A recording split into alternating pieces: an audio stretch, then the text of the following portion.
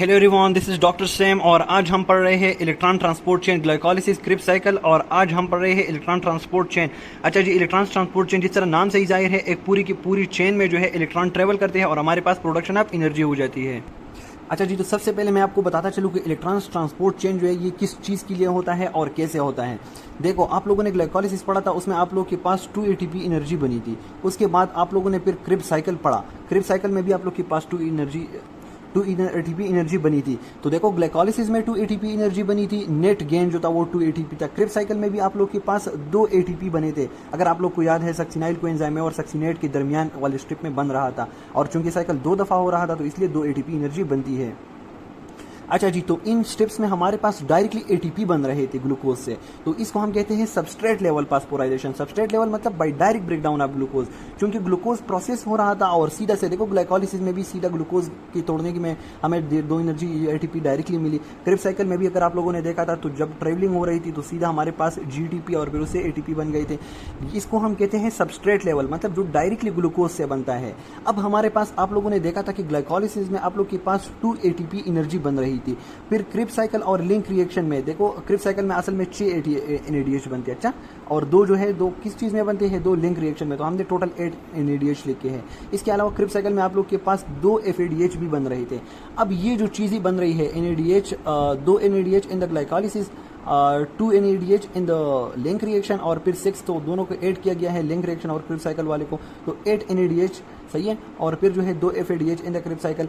तो ये सारी चीज़ें जो बनी है, ये वाली असल में कहानी यहाँ से शुरू होगी।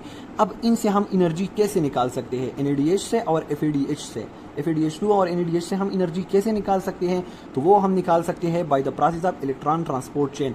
ये जो मॉलिक्यूल है, ये जो कंपाउंड्स है, ये हमारे पास क्या करेंगे, ये इलेक्ट्रॉन लॉस करेंगे और वो इलेक्ट्रॉन जाकर ATP जनरेट करेंगे। तो इस प्रोसेस को जब हम इनसे NADH और FADH से जब हम एनर्जी लेते हैं, तो इसको हम कहते हैं ऑक्सीडेटिव फास्फोराइलेशन, जो कि हमारे पास होता है in the electron transport chain. और इस प्रोसेस के लिए हमें ऑक्सीजन की भी जरूरत होती है, आप लोग देख लेंगे। तो अभी आप लोग को समझ आए कि हमारे पास एनर्जी की प्रोडक्शन जो है वो 2 तरह से होती है। एक सबस्ट्रेट लेवल फास्फोराइलेशन, जो हमारे पास डायरेक्टली ग्लूकोज से हो रहा है, और दूसरा जो हमारे पास हो रहा है वो है ऑक्सीडेटिव फास्फोराइलेशन, जो कि इलेक्ट्रॉन ट्रांसपोर्ट चेन। तो एनर्जी 2 तरह से बनती है, सबस्ट्रेट लेवल फास्फोराइलेशन और ऑक्सीडेटिव फास्फोराइलेशन। ऑक्सीडेटिव फास्फोराइलेशन जो है ये इलेक्ट्रॉन ट्रांसपोर्ट चेन में होता है, और ये तो डायरेक्टली आप लोगों ने देखा था कि ग्लाइकोलिसिस में भी होता था सबस्ट्रेट लेवल, और क्रिब्स साइकिल में भी आप लोग के पास ATPs बने थे डायरेक्टली। अच्छा जी, अब mechanism of electron transport chain है, तो मैकेनिज्म कैसे होता है। देखिए, हमारे पास मैकेनिज्म में जो NADH है, अब हम इससे एनर्जी लेंगे ना, तो अब हम इससे ATP कैसे बना सकते हैं। इससे 3 ATP बनते हैं, और वो कैसे बनते हैं, लेट्स सी। देखो, हमारे पास देखो ये NAD में, और 2 इलेक्ट्रॉन और हाइड्रोजन जो है इसमें कन्वर्ट हो जाएगा। NADH जो है ये NAD 2 इलेक्ट्रॉन और हाइड्रोजन में कन्वर्ट हो जाएगा। अब ये जो 2 इलेक्ट्रॉन है, ये ट्रेवल करेंगे by a series of electron transport chain, जिसको मैंने आप लोग को बता दिया ना, ये एक चेन में ट्रेवल करता है। अब इस चेन में हमारे पास क्या क्या है, देखो इस चेन में कौन कौन से कंपोनेंट है वो आप लोग को नजर आ रहे हैं, और उसने कम्प्लेक्स बना दिया है, फिर दूसरी और तीसरी और चौथा, ये 4 कम्प्लेक्स है। इसके अलावा ये भी एक कोएंजाइम है इसके में। तो अब हम पढ़ेंगे सबसे पहले कंपोनेंट ऑफ द चेन, कि ये चेन किस चीज से बना है जिसमें इलेक्ट्रॉन ट्रेवल करते हैं। देखिए जी, हमारे पास है FMN, आप सिंपल लिखा हुआ है, फ्लेवो प्रोटीन है, सही है। नंबर फर्स्ट कंपोनेंट ये हो गया फ्लेवो प्रोटीन। दूसरा है आयरन सल्फर प्रोटीन, इस तरह आयरन और सल्फर भी आप लोग लिख सकते हैं, आयरन सल्फर प्रोटीन। ये देखिए यूबिक्विटिन, जो मैंने यूबिक्विनिन या यूबिक्विटिन मैंने आप लोग को बता दिया कि ये कोएंजाइम है। बाकी सब जो है ये प्रोटीन है, सिर्फ और सिर्फ यूबिक्विनिन जो है ये आप लोग के पास क्या है, ये कोएंजाइम है, और ये बात आप लोग याद रख के। अच्छा जी, अब है साइटोक्रोम है, फिर साइटोक्रोम में हमारे पास साइटोक्रोम C, B, A3, तो बहुत सारे साइटोक्रोम्स भी है।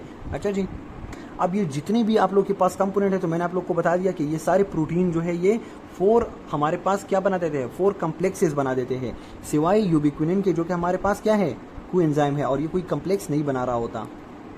अब 4 कम्प्लेक्स कौन कौन से हैं, लेट्स सी। देखिए जी, आप लोग के पास जो फर्स्ट कम्प्लेक्स 1 है, तो उसमें क्या है, FMN है। FMN क्या, फ्लेवो प्रोटीन, जो मैंने आप लोग को बता दिया था अभी, सही है। और साथ में उसके क्या है, आयरन सल्फर प्रोटीन। तो इन दोनों ने मिलकर हमारे पास एक कम्प्लेक्स बना दिया है, जिसको हम कम्प्लेक्स 1 कहते हैं। अब कम्प्लेक्स 2 कौन सा है, उसमें आयरन सल्फर है जस्ट, तो ये अब कॉम्प्लेक्स 3 में कौन से है, साइटोक्रोम बी आयरन सल्फर और साइटोक्रोम C1, ये कॉम्प्लेक्स 3 है। फिर उसके बाद क्या है, साइटोक्रोम सी, और साइटोक्रोम सी के बाद कॉम्प्लेक्स 4। अगर इतना ज़्यादा आप लोग को नहीं आता तो इसमें आप लोग की बुक में इतनी ज़्यादा डिटेल है भी नहीं है, लेकिन आप लोगों ने जस्ट इसको सीखना है कि हमारे पास जो है इसके अंदर कॉम्प्लेक्सेस बने होते हैं। अब ये सारे का सारा सिस्टम जो है ये कहाँ पर प्रेजेंट होता है, लेट्स सी। अच्छा जी, असल लोकेशन जो है अब आप लोग को नजर आ रही है कि ये चीज़ें हमारे पास कहाँ पर प्रेजेंट होती है। देखो प्रोसेस तो माइटोकॉन्ड्रिया के अंदर होता है ना, तो अब ये देखिए ये आउटर मेम्ब्रेन है माइटोकॉन्ड्रिया की, और ये क्या है, ये इनर मेम्ब्रेन है। ये क्या है, ये इनर मेम्ब्रेन। माइटोकॉन्ड्रिया की 2 मेम्ब्रेन होते हैं ना, और ये इंटर मेम्ब्रेनस स्पेस है। अच्छा जी, अब अगर आप लोगों से कोई पूछता है ना कि एटीपी की जनरेशन कैसी होती है, अब हम एटीपी की जनरेशन पढ़ लेते हैं। देखो हमारे पास असल में क्या होता है, ये जो सिस्टर्नी है ना इनर मेम्ब्रेन की, इनर मेम्ब्रेन में इनफोल्डिंग्स होती है और उसको हम सिस्टर्नी कहते हैं। ये अब इनर मेम्ब्रेन के अंदर जो मैट्रिक्स है ये वो है, और ये बाहर वाला है इंटर मेम्ब्रेनस स्पेस है। अच्छा जी, तो ये सारे का सारा सिस्टम जो है, ये देखो मैंने आप लोग को जो कॉम्प्लेक्सेस बताए ना, कॉम्प्लेक्स 1, कॉम्प्लेक्स 2 ये है यूबिक्विनोन जो मैंने आप लोग को बता दिया, कॉम्प्लेक्स 3 ये हो गया आप लोग का कॉम्प्लेक्स 4। ये सारे का सारा सिस्टम जिसमें इलेक्ट्रॉन ट्रेवल करते हैं और एटीपी की जनरेशन होती है। अच्छा जी, अब हम इस डायग्राम से जो है इलेक्ट्रॉन ट्रांसपोर्ट चेन और एटीपी की जनरेशन देखते हैं। देखो एनएडीएच जो है ये टूटता है, हाइड्रोजन जो है वो बाहर निकलता है टूटने के साथ साथ, देखो, और इसी तरह एफएडीएच भी टूटता है और इसके हाइड्रोजन भी क्या होते हैं, ये सारे के सारे बाहर निकल जाते हैं। तो जैसे ही एफएडीएच और एनएडीएच ये दोनों टूटते हैं तो इसकी सारे के सारे हाइड्रोजन जो है ये इंटर मेम्ब्रेनस स्पेस में आ गए हैं, दोनों मेम्ब्रेन के बीच में आ गए हैं। अच्छा जी, साथ साथ में ये तो हाइड्रोजन में भी टूटता है और इसके इलेक्ट्रॉन भी जनरेट होते हैं। तो इलेक्ट्रॉन इसी तरह इन साइटोक्रोम्स में और सारी की सारी जितनी भी इलेक्ट्रॉन कैरियर्स है उसमें ट्रेवल करके फाइनली जो है ऑक्सीजन के साथ मिलता है और वाटर की जनरेशन होती है। तो ये वाला जो स्पेस है एनएडीएच से हम 2 बातें ले सकते हैं। एक तो आप लोगों का वो हो गया इलेक्ट्रॉन ट्रांसपोर्ट चेन हो गया, और दूसरा आप लोगों का क्या हो गया, हाइड्रोजन का बाहर निकलना। अब बाहर जो है हाइड्रोजन बहुत ज़्यादा, देखो बहुत ज़्यादा कंसंट्रेशन में डेवलप हो चुका है। जिस तरह हम एक डैम हमारे पास होता है और उसमें हम पानी बंद कर देते हैं, देखो कितना ज़्यादा हो गया है। अब ये क्या होता है, देखो फाइनली ये हाइड्रोजन जो है ये इसको कहीं भी जगह नहीं मिलती कि ये अंदर जो आ सके ना। अब अंदर की तरफ इनर मेम्ब्रेन जो है इनर मैट्रिक्स में ये नहीं आ सकता, लेकिन एक ऐसी रास्ता होते हैं जिसको हम कहते हैं एटीपी सिंथेज। ये है एटीपी सिंथेज, इसी में ही ये हाइड्रोजन सिर्फ और सिर्फ अंदर की तरफ आ सकता है।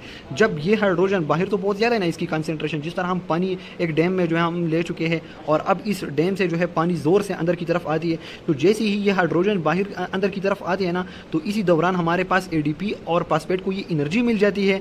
अंदर की तरफ ये आ गया, एनर्जी प्रोडक्शन हुई और उसने क्या किया, एडीपी और फास्फेट के दरमियान बॉन्ड बना दिया और इसी तरह एटीपी की सिंथेसिस हो गई। So this is about your electron transport chain. ये हो गया आपको इलेक्ट्रॉन ट्रांसपोर्ट चेन। फाइनली जो है ऑक्सीजन ने रिसीव किया, सही है, और हमारे पास ये है फाइनल रिसीवर। अच्छा, ऑक्सीजन मैंने आप लोग को बता दिया कि इस प्रोसेस में हमारे पास ऑक्सीजन यूज़ होती है, तो कैसे यूज़ होती है आप लोगों ने देख लिया।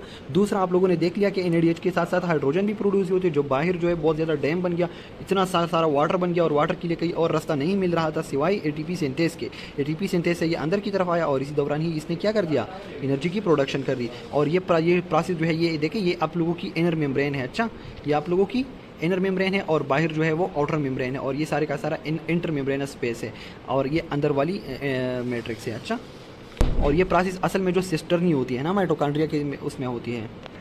देखिए जी, ये आप लोग का माइटोकॉन्ड्रिया है और इस माइटोकॉन्ड्रिया के अंदर ये वाली जो इनफोल्डिंग रीजन है ये क्या है, ये सिस्टर्नी है, और इस सिस्टर्नी की मेम्ब्रेन में जो है ये सारे का सारा सिस्टम प्रेजेंट होता है।